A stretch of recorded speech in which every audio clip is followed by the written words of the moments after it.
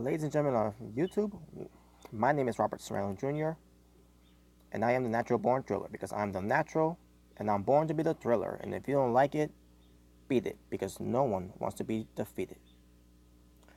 I'm just saying. So, welcome everyone to the Raw review, to this WWE RAW review, the show from January 1st, 2018. I just did a Raw review about last week's episode because I was late doing it. And I did it earlier today. If you haven't got a chance to watch it, you can watch it anytime you want. It's up there, so feel free to watch it anytime you want. So let's get to this Raw review. Like I said, this will be your January 1st, 2018 edition. This is the new year, and I just want to say to everyone, Happy New Year's. And I wish I could say the same thing with WWE after that shit show I just watched. So let's get to it. Let me get my notes.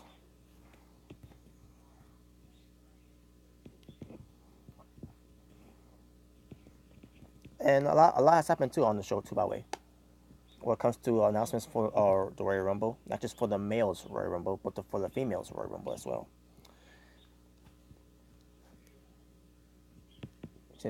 Just give me one moment, folks. I gotta get something here.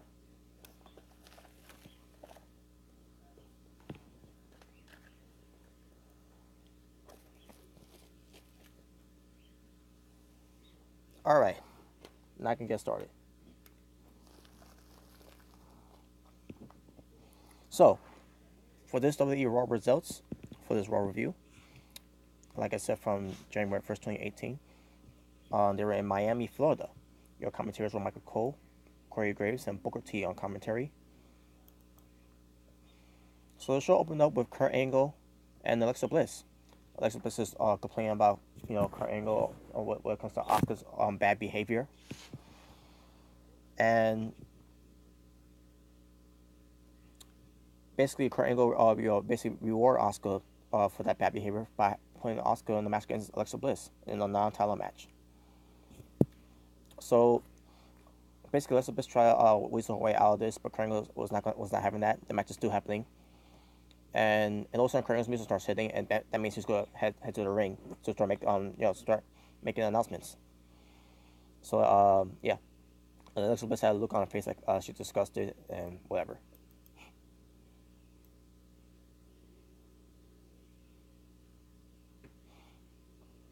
Yeah, so Kurt Angle comes out, and we get the crowds trying to use suck to Kurt Angle. Nothing's changed. We're in the new year, and it's still the same old shit.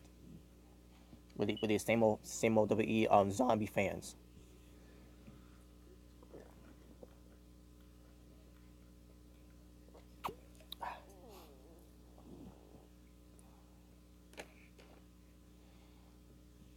One second, folks.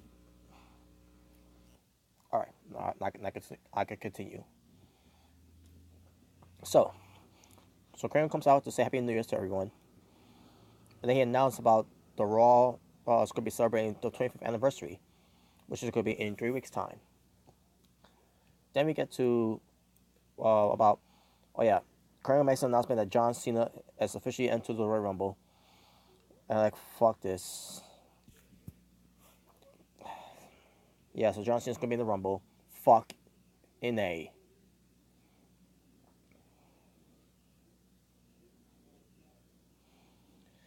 And then Kramer talks about the Women's Royal Rumble. So the same rule for the males Royal Rumble is going to be applied to the females Royal Rumble, which means we were wrong. It's not going to be 20 women's in the Royal Rumble. It's going to actually be 30 women's in the Royal Rumble match. Not except for the champions, which is Alexa Bliss and Charlotte Flair. But still, 30 women's to be in the Royal Rumble. That's cool. So that basically WWE is giving them that chance. I just hope they don't put it on the pre-show. I'm just saying. It won't surprise me if they put the Women's Royal Rumble on the pre-show, where the whole show is going to be the whole pre-show for the Royal Rumble is going to just be all about the Women's Royal Rumble. Like I said, it won't surprise me if they do that, but we'll see what they do that when we get close to it. But other than that, moving on. So then Kurt talks about everybody have a good. Hope you enjoy your New Year's and have a present remote. I mean, present night on Raw basically, and then also the Bar comes out.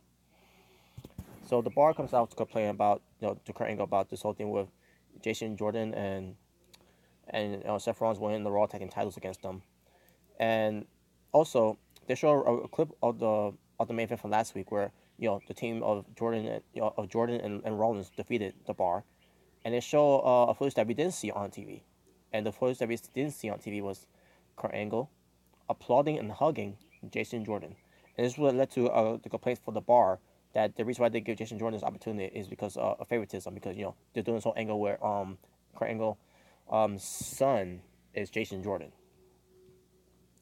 So Jason Jordan comes out, and basically he defends the case that he didn't get it by favoritism. He got because he deserves it, because he's a former tag team champions. When it comes he didn't actually mention this, but when it comes to NXT and when it comes to SmackDown, you know NXT tag, a former NXT tag team champion and a former SmackDown tag team champion with Chad Gable.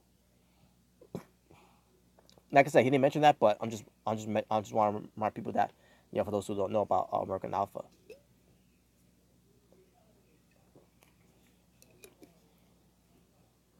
So all of a sudden, Jason Jordan starts to make fun of Cesaro, where something about if you say I'm not deserving something like that, I don't know, something about him knocking out Cesaro's teeth. I don't know, I didn't get it, but well, I guess I kind of did get it. What comes with Cesaro's teeth, when Cesaro's teeth was damaged in the match against Ambrose and Rollins during that build up pay per view. Well, I think it was No Mercy. I think it was that No Mercy pay per view where Cesaro teeth was jammed into his gums. Sick, and he still wrestled during that time. He still wrestled do it all bloody and everything. Like God, it was insane. But Cesaro's teeth is now better now. But for safety, he has to wear the mouthpiece from now on, and that's what he did. So basically, what happened next is that Kurt Angle makes a match between Jason Jordan versus Cesaro in a one-on-one match, and he says it's gonna happen right here, right now. Yeah, just like I'm about to drink this drink right here, right now.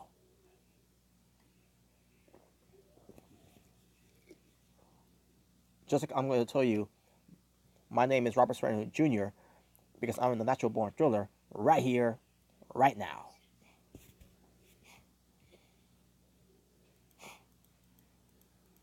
So yeah, the match happens. It's on the way, but then also Seth Rollins comes out, and basically he gives Jason Jordan some advice, some tag team specialist advisement where it comes to you can't be coming out there and be making matches on by yourself and all that without your partner. So basically Seth Rollins came out there and says that I'm gonna be in your corner just to see you lose. And like what's going on here? I mean, first of all, why will his own partner be against his own partner in this match against Cesaro? I mean, right there it made no sense. Again, folks, another bad writing from WWE. But we get to the match anyways. Oh yeah, before the match, Cesaro attacks Jason Jordan from behind. So, and then with the commercial break, then we come back from commercial break. The match starts between Jason Jordan and Cesaro, where he has Sheamus and Seth Rollins at ringside. So Seth Rollins is in the corner of Jason Jordan, and Sheamus is in the corner of Cesaro, while Cesaro and Jordan has a match. And the match itself, folks, it was alright, but the fans didn't care for this match. Just like I didn't care for this match. I mean, like I said, the match was alright, but there was no fucks to give for this match, to be honest. Of course, Sheamus got involved in the match a little bit. Then Seth Rollins makes sure Sheamus didn't get involved. And then Cesaro got distracted because of that, and Jason Jordan hit his finishing move, which is the pop up neck breaker, or what they call it, the ability to back neck breaker, basically. Doesn't look like an incredible move, folks. The way that Jason Jordan delivered it, basically the way he delivered the move doesn't look like it's incredible to do. So the way he does it, but anyways, yeah. But Jason Jordan, he won. That's basically what happened in the match. So.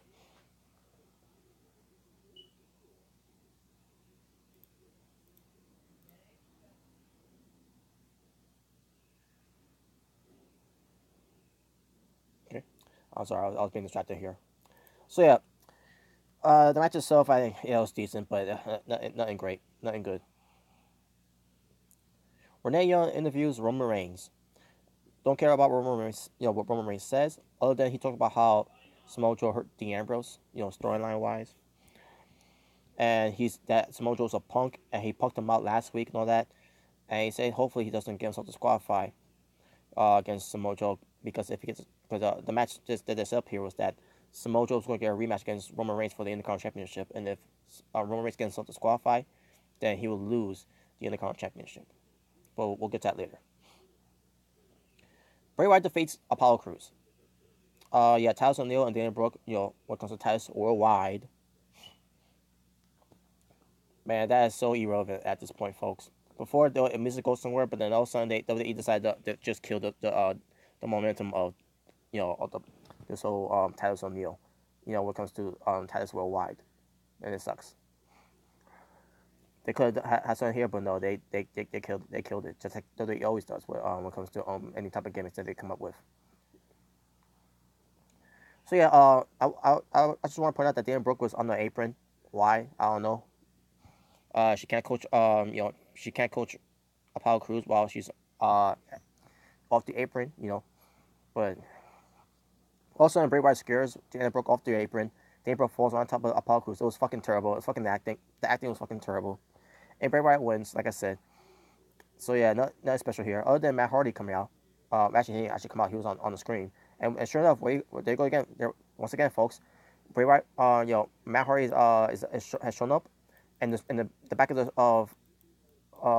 back of him has the same color blue curtains. There's nothing different here. And sure, they did do something different here, but it's still the same background. They use every fucking time for this walking Matt Hardy props. Are you fucking kidding me? Seriously, don't they have a green screen to have different type of background screens to do that? No, they're doing the same old shit again. So why should I get excited for this broken Matt Hardy character, or should I say this woken Matt Hardy character? They're not doing anything new here. I dare anyone that's basically to defend this stupid shit. Seriously, I dare anyone to defend this stupid shit. What are they doing here new? What is it? What is so exciting? What WWE is doing with Matt Hardy right now? I can tell you one thing. Nothing here right now. They're not doing anything different. But Bray Wyatt, I'm sorry. So Matt Hardy calls a promo, like I said, while Bray Wyatt is standing in the ring watching Matt Hardy cut the promo. Matt Hardy says that he transformed all the Fireflies into the Woken Warriors. Wyatt cannot escape his Woken wisdom from much longer. Hardy is all around him. He's the Umnestatis presence around him. And he says one Sister Abigail is gone, even though Sister Abigail has been gone for a long time. He will delete Bray Wyatt, and also Matt Hardy starts laughing, and also they had these on the screen into multiple bunch of pieces that they did. So there you go. That was the only thing that they did there was new. Other than that, the rest they're doing here is the same old shit. So yeah, that's why I'm not excited. Woken Matt Hardy in WWE sucks. But props to Matt Hardy, by the way, to try to make it look like it's entertaining, with his promos and his laughter. Other than that, this whole thing sucks.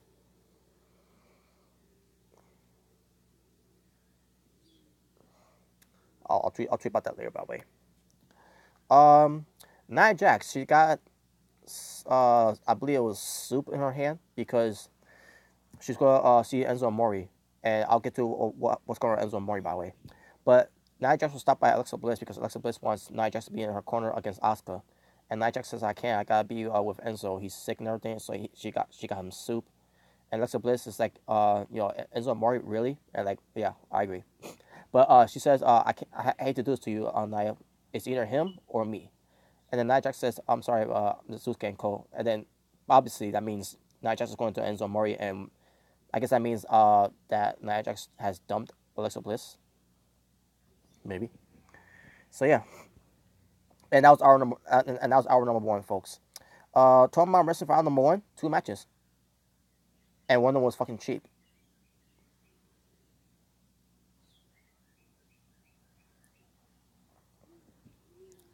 All right, now we're moving to our number two. I gotta talk about this. Alexa Bliss versus Asuka. Of all the matches, excuse me, I'm about to sneeze. Okay, I'm good. I'm good. So as I was saying, of all the matches, of all the matches I've seen Asuka wrestle in, some was decent, some was good, some was awesome, some was fantastic. Some call them great. Well, one great match she always has in when it comes to her wrestling is outside of WWE. Then she wrestles Alexa Bliss. Alexa Bliss in this match was fucking trash. Not only she was trash in this ring, every time Asuka tried to do some moves to her, she cowered away. She basically didn't want to feed into the move. Every time Asuka tried to do some kicks to her or some or hip attack, any type of moves that she's trying to do to her, when it comes to her striking combos, Alexa Bliss is afraid to get hit in the face with it. Why even be a wrestler if you're not going to take any shots to the face or whatever?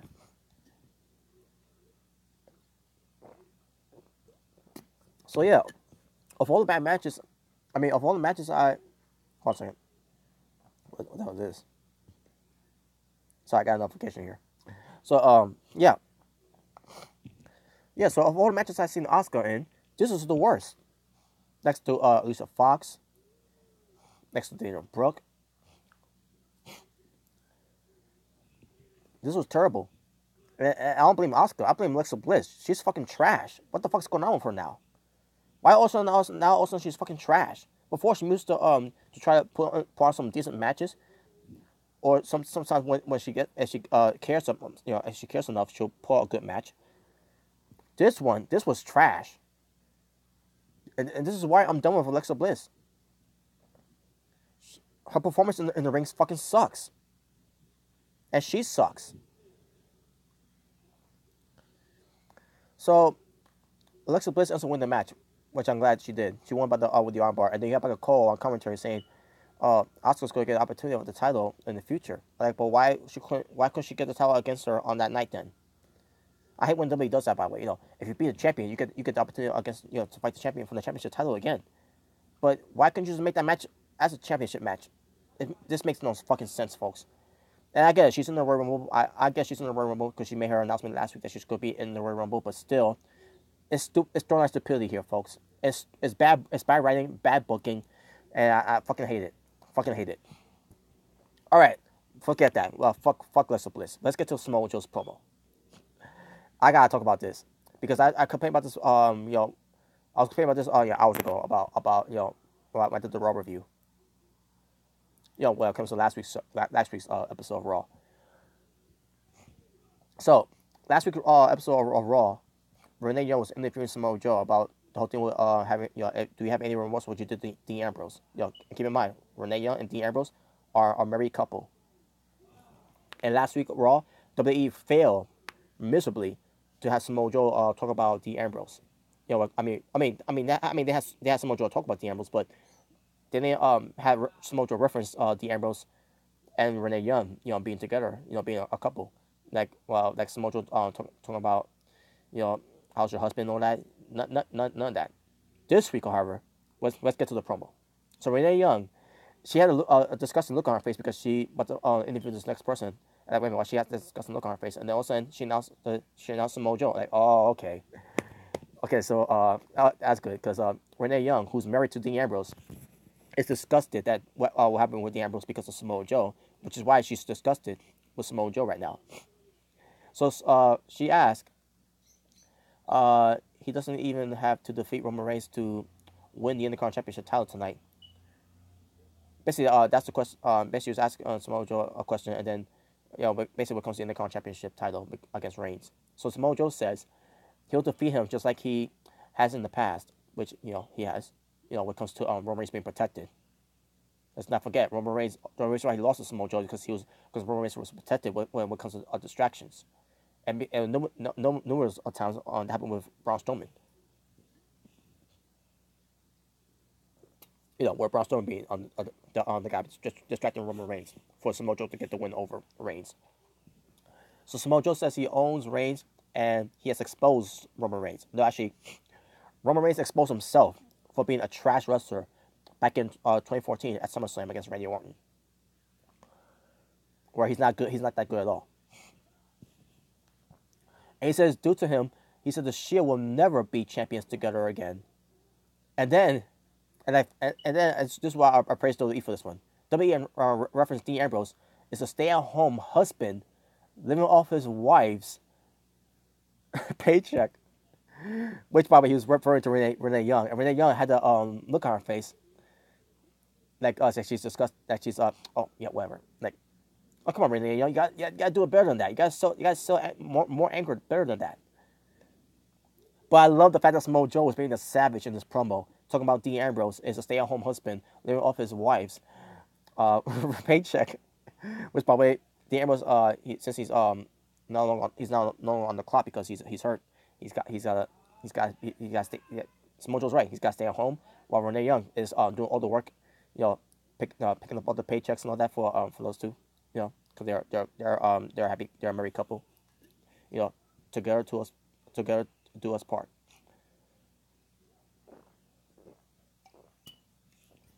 So yeah, I loved it. And Samoa Joe in this promo too, he was intense, he was passionate, and he was a fucking savage. He is the fucking man. The Samoan submission machine. Knows how to cut a promo very, very, very well. But he also said that, he said that he'll put Roman Reigns to sleep and become the new Intercontinental Champion. And he says this may be Roman Reigns' yard, but he's living in my world. And I'm basically quoting what Samoa Joe said here. Great promo for Samoa Joe. He knows how to cut a promo. Like I said, he was intense with it. He had passionate with it. He knows how to cut a good promo. He was savage in this promo. He's getting it done. Not only on the mic, but also in the ring. But we'll get to that match later, though. Yeah, we'll get to that match later. Braun Strowman versus Rhino. Hold on a second.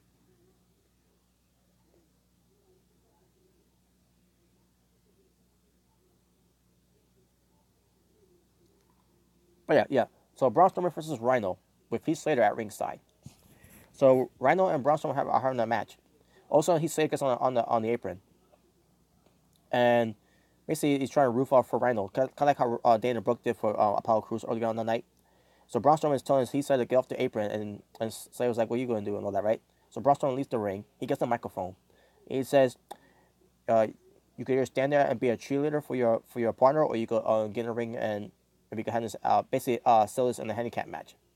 So it ends up being Braun Strowman versus Heath Slater and Rhino in a handicap match, and of course Braun Strowman wins. But after the match, Braun Strowman adds more insult to injuries to both Rhino and Heath Slater with running power slams, and then he kept doing the running power slams to them, to Heath Slater and Rhino, and then when they went to instant replay of it, and then we come back to live TV for this one. Braun Strowman is still getting Rhino and Heath Slater in the running power slam. Basically, Braun Strowman was like, "I'm not finished with you." Remember that catchphrase that Braun Strowman made up. And that was during the time he was feuding with Roman Reigns. I'm not finished with you. But yeah, that was basically it. But yeah, Braun Strowman was good in this segment. Roman Reigns, he's in the back, and then he gets confronted by Seth Rollins. They talk about Samoa Joe, about the reference that he made about Dean Ambrose and Renee Young. And Roman Reigns says that Samoa Joe is a joke. No, the real joke in WWE right now is fucking you, Roman Reigns. You're a fucking joke. And all of a sudden, Jason Jordan shows up. So basically, Jason Jordan is having a word with Rollins and Reigns about, if the Bar gets involved in the match between Reigns and Joe, me and Seth, yeah, and I'll quote what he's saying here. He said that me and Seth will be out there to have your back, and then he says, "Believe that," and then he walks away, and then an awkward moment with Reigns and Rollins. Rollins sold it pretty well. Roman Reigns looked like shit because he doesn't give a fuck because he's born fuckface because he fucking sucks. But yeah, Jason Jordan. That's another thing. Why all of a sudden is Jason Jordan signing with Robert Reigns? Last time Roman Reigns and Jason Jordan were in presence with each other. Roman Reigns gave a sucker punch to Jason Jordan after Jason Jordan was saving Roman Reigns from Samoa Joe. So that right there made no sense either. This whole thing with WWE right now with Roman Reigns is fucking trash.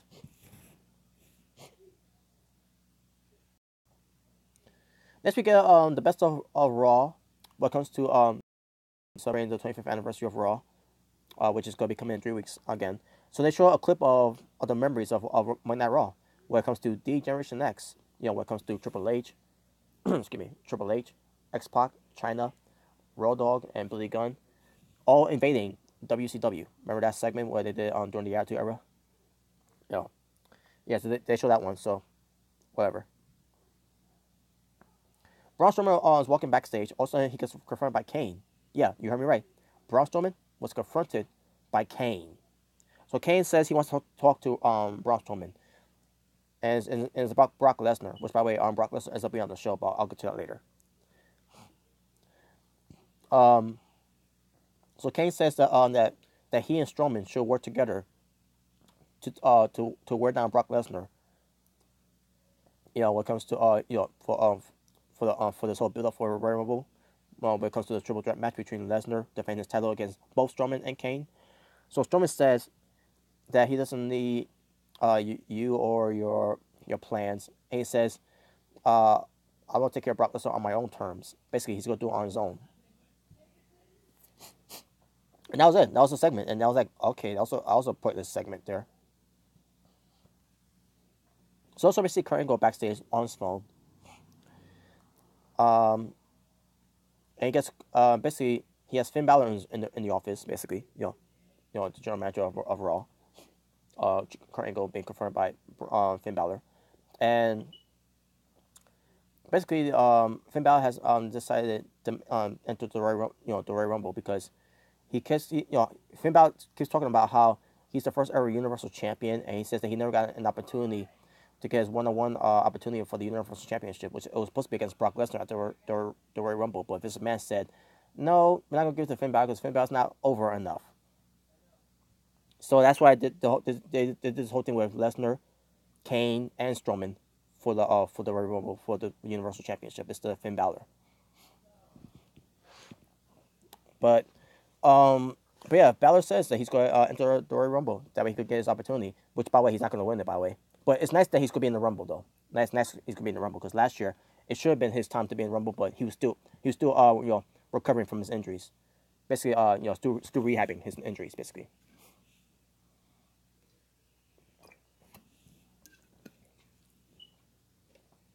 So, also, Kurt Angle says that do you have partners for to face Elias and the Miztourage, and Balor says, oh yeah, I got partners. And also, we get the Good Brothers coming in, Carl Anderson and Luke Gallows. Now, when it comes to Finn Balor, Carl Anderson and Luke Gallows, if you don't know your history about Bullet Club,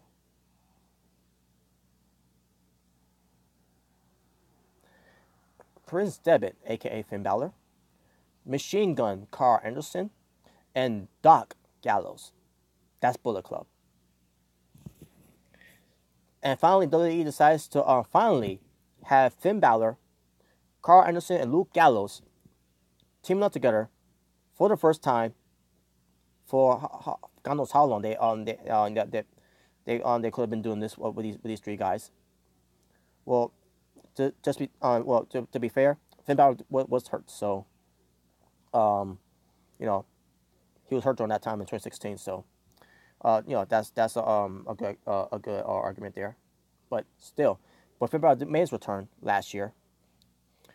That could be the opportunity, but instead WWE decided to waste so much time with it, and to tease it a little bit. But then they also have Balor go out there against, basically face Gallows and Anderson in tag team matches, and whatever all the matches that they had them doing too as well. Instead of having them teaming up, you could have had the Good Brothers turn faces during that time to team up with Finn Balor to form Balor Club, instead of saying, oh, the fans are Balor Clubs. All the fans of WWE are Balor Clubs. No, Balor Club should be a faction, not the fans. The fans can take part of being part of Balor Club, but they should not be Balor Club.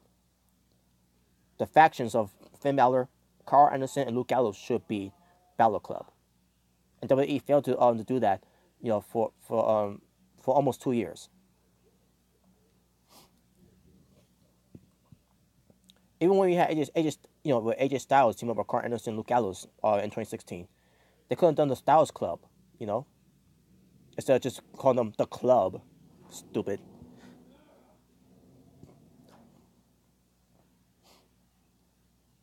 But yeah, basically the whole thing was set up here for Finn Balor and the Good Brothers, Balor Club versus Elias and the Mr. Raj. We'll get to that later. All right, Samoa Joe versus Roman Reigns for the WWE Intercontinental Championship, which Roman Reigns is the champion. If Roman Reigns gets himself disqualified, he will lose the Intercontinental Championship title, and it will go to Samoa Joe. Now, in this match, folks, it bled into hour number 2. I mean, this match was for hour number 2, but it bled into hour number 3.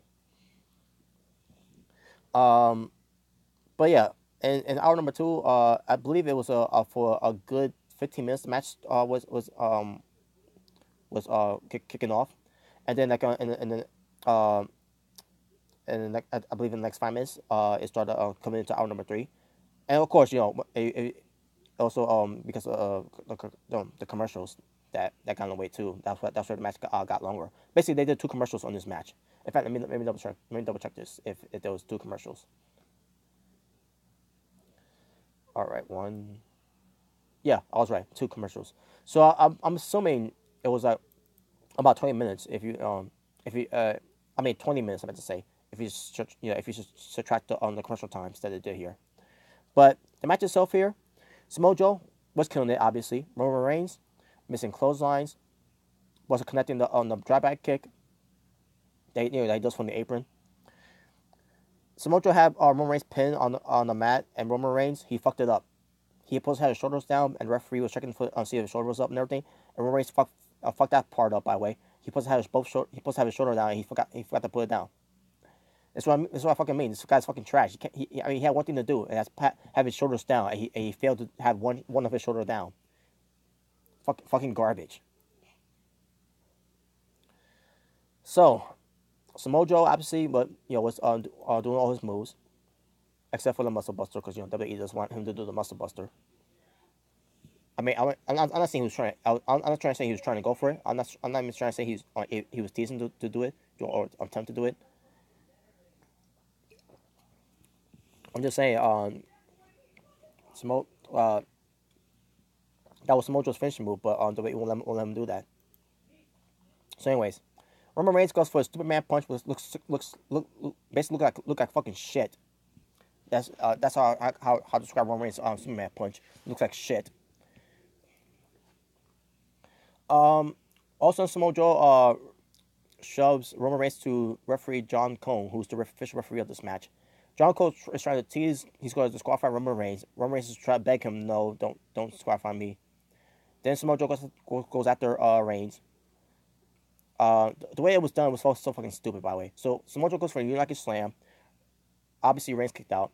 Joe starts arguing with the referee, like you're supposed to disqualify him, and then the referee was like no, I'm not going to disqualify him. And that's nothing. He was going to tease. He's going to ring the bell to disqualify Roman Reigns, but he was hesitating, like doing this, no, like this fucking trash, man. I fucking hated it. I fucking hated it.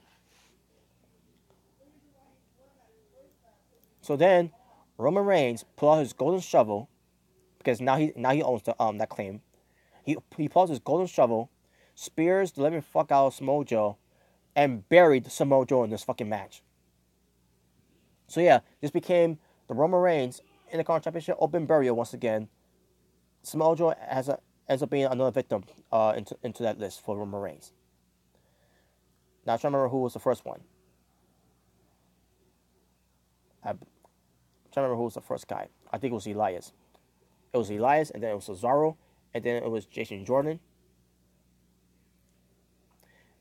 And now, wait.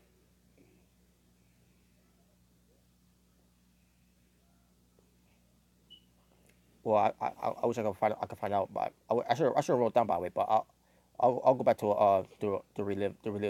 Basically, I'll go back to relive those tweets that I tweeted on Twitter. But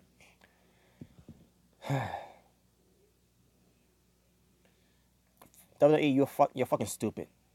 You're fucking idiots. Having Roman Reigns beat Samoa Joe.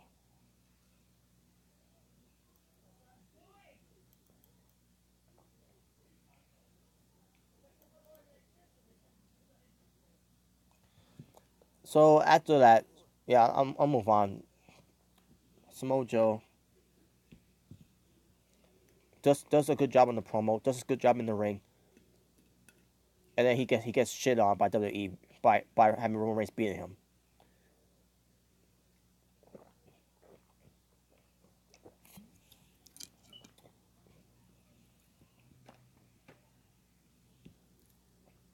This company is a fucking joke.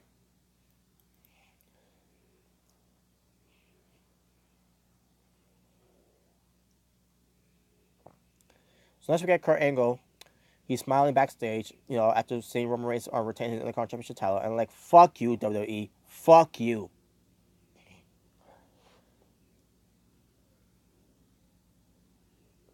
So Paul Heyman walks up to him in his office, and he heard about that Strowman and Kane's are planning on teaming up Brock Lesnar, and we'll get to that later.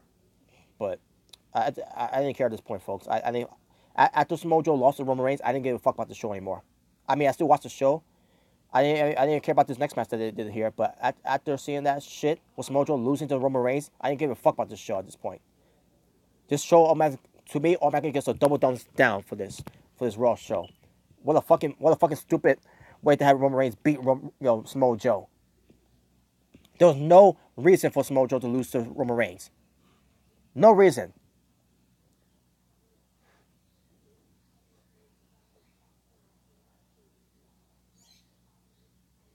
So Drew Gulak and Ariya Daivari came out, and they have a letter that's from Enzo Amore, basically to do Enzo Amore's stick, with this whole thing with certified G, verified stunt, and whatever. Like I said, folks, I don't give a fuck anymore. But speaking of Enzo Amore, I got bring this up because I promised I would. Enzo Amore was supposed to face Cedric Alexander to defend his WWE Cruiserweight Championship. Unfortunately, change of plans. Enzo Amore has been hospitalized. They say he's got some illness, but I don't know anything about it. I thought at first it was a part of the storyline, but yeah. So maybe just check out, see what's going on here.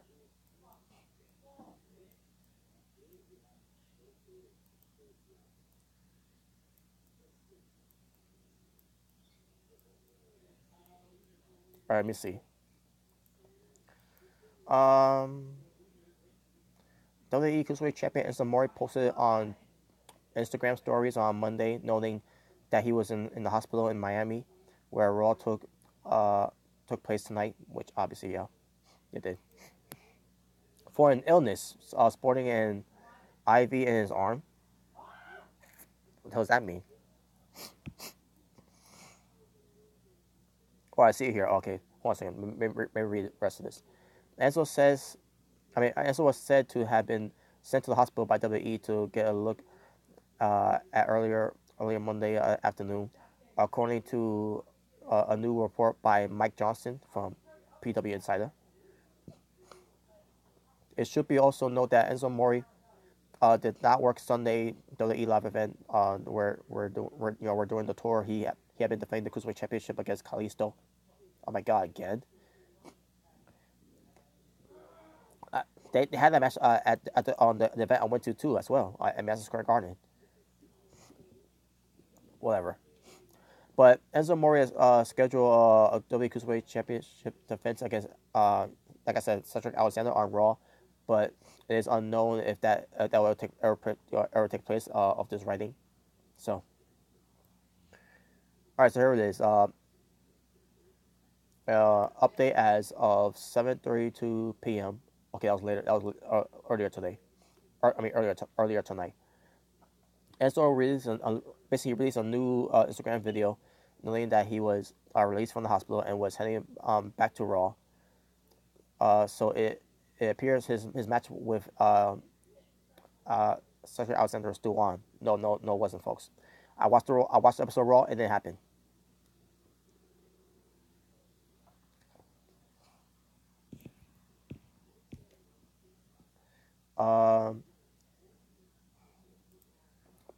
So yeah, Enzo More didn't appear on Raw. So I don't know what happened with that one. Now he probably was there, maybe at the sidelines and all that. But what the hell, man? If he was ill, then why couldn't he just go home, or something like that, or at least stay in his hotel room, whatever. But yeah, so that's why I had Drew Gulak and Ara Daivari out there. That basically they had to call an audible and do something else here. Yeah, basically had to rewrite the story. Basically had to rewrite the show here for when it comes to the cruiserweights. So Cedric Alexander comes out, he gets no reactions, which is a shame. I don't understand why. This guy's a great wrestler, and WWE fans are not giving him that the light of day to give him a reaction. So all of a sudden, this ends up being a tag team match, and all of a sudden, Cedric Alexander ends up teaming up with all people Goldust.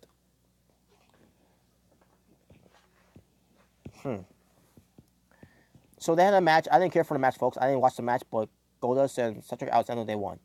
Big fucking deal. Move it on.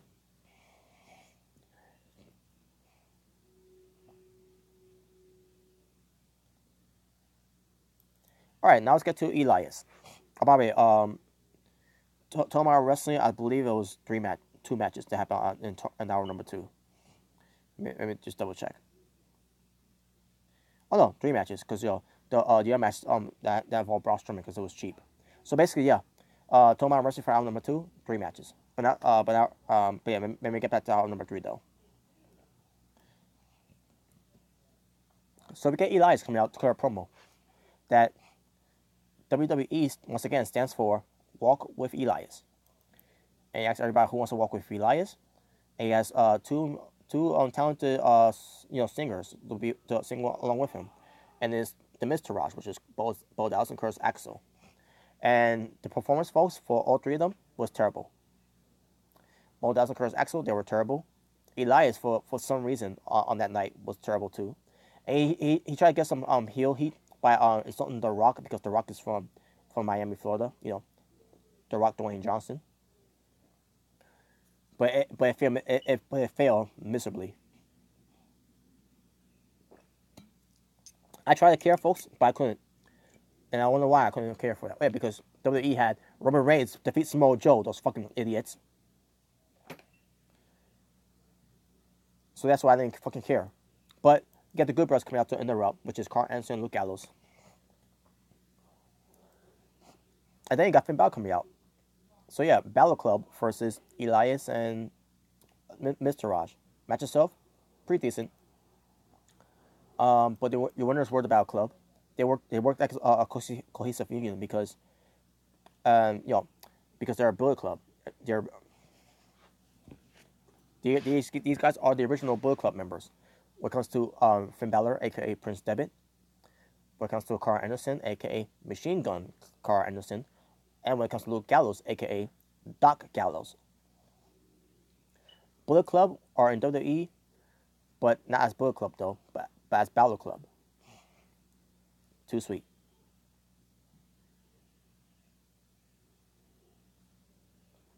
Yeah.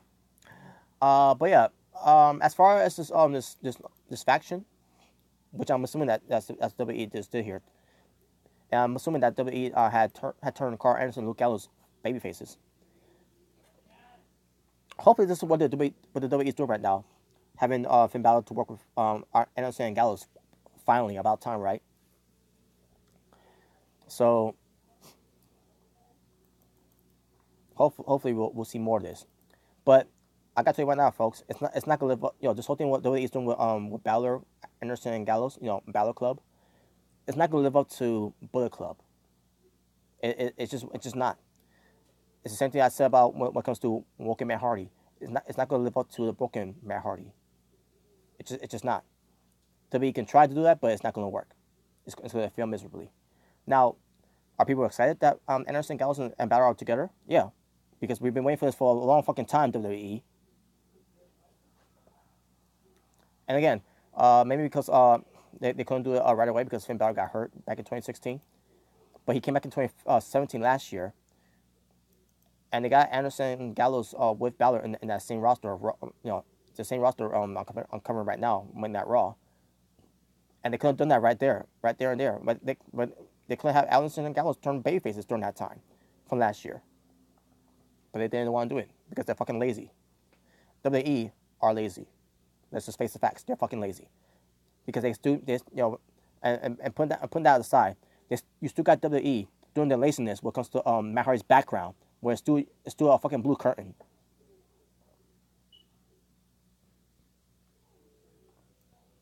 But whatever. But yeah, Anderson, Gallows, and Balor they picked up the win.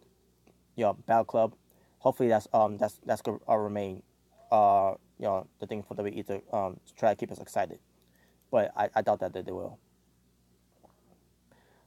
WWE announced that The Miz will be making his return to Monday Night Raw next week on Raw.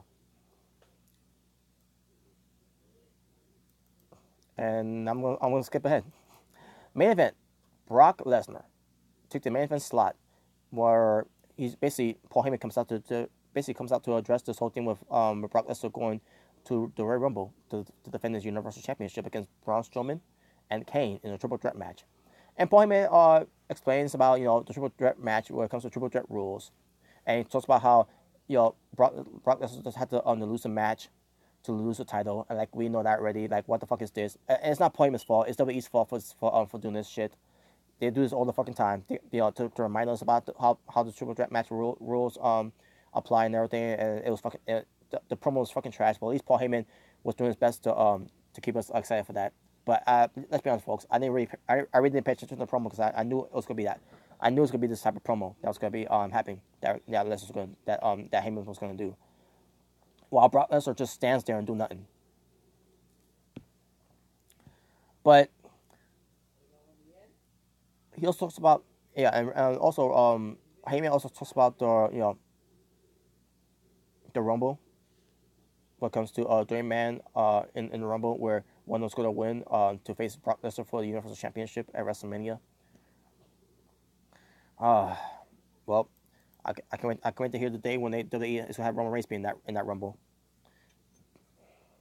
I mean, first it's bad enough they announced John Cena being in the Rumble, but now I'm looking. Now they're probably going to do next week when they're going to announce Roman Reigns in the Rumble too, after Roman Reigns just buried Samoa Joe.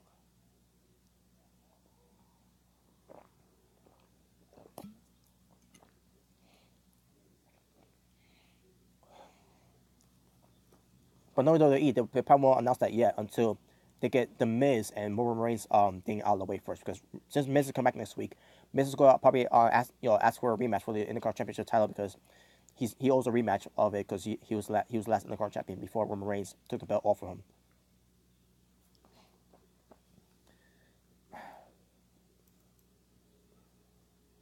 So also Kane comes out. Because basically, I was there for Paul Heyman's promo. Kane comes out. He confronts Brock Lesnar. Gets him a choke slam. He's about to leave. Brock Lesnar sets up, like how Kane and Undertaker always does. He laughs. Lesnar clotheslines Kane out of the ring with his championship belt. He goes along with them, and also we get the entire roster coming out there to break it up. Not the whole roster, but just about, I guess maybe 20. No, not 20. I think it's about 12 or 13. It wasn't that much, but they also got referees coming out there too to break it up. They basically took Kane away, all the way away, and Brock Lesnar was standing at ringside, basically outside the ring, basically, at ringside, and they host the belt up, and he puts the belt on the shoulder, and the show ends. That was it. And I'm like, that's it. That's the best you can do, WWE. That's the best Monday Night Raw you could give us for 2018. The beginning of 2018, a new year for 2018. This is what you give us.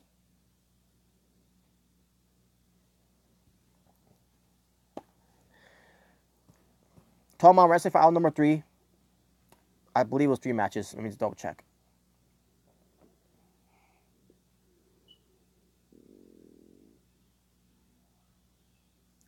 No, it was 2 matches. So, talk hour number 3 of WWE having a match in hour number 3, 2 matches, and amount the talking about wrestling for out for Monday Night Raw for January 1st, for January 1st, 2018.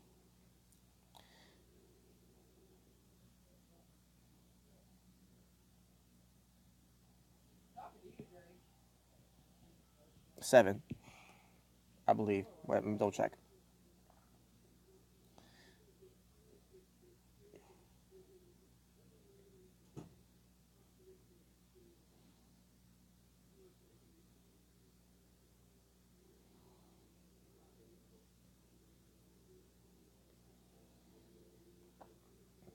Well, I think it's 8.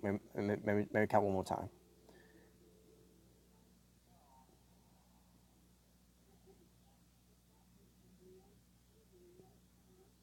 Oh yeah, that Braun Strowman match. Yeah, that's right. Because at first it was calling it a 1-on-1 match between Braun Strowman and Rhino, and then also he sort of got involved a little bit basically he's on the apron, and then they had Samoa Joe. Then they had Braun Strowman say that basically on the microphone and said this could be a handicap match now, basically.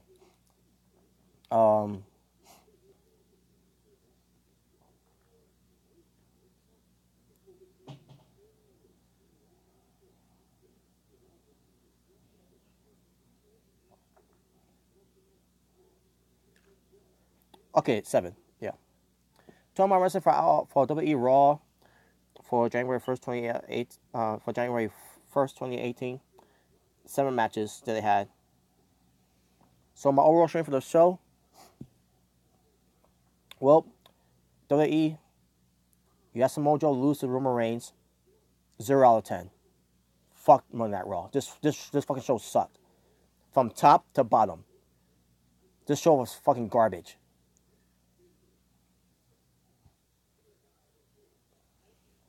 I would have given this show a pass if they would have had Samoa Joe won.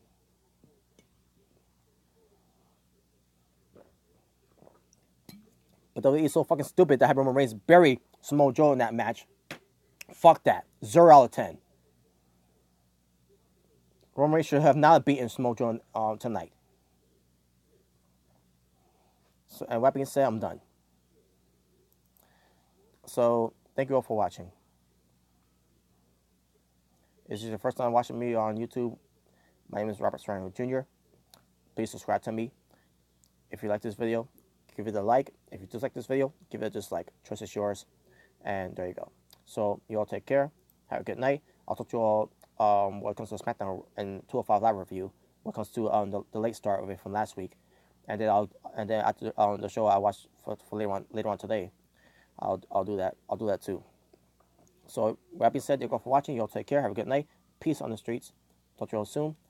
Please like, subscribe, and I'm out. And fuck Roman Reigns.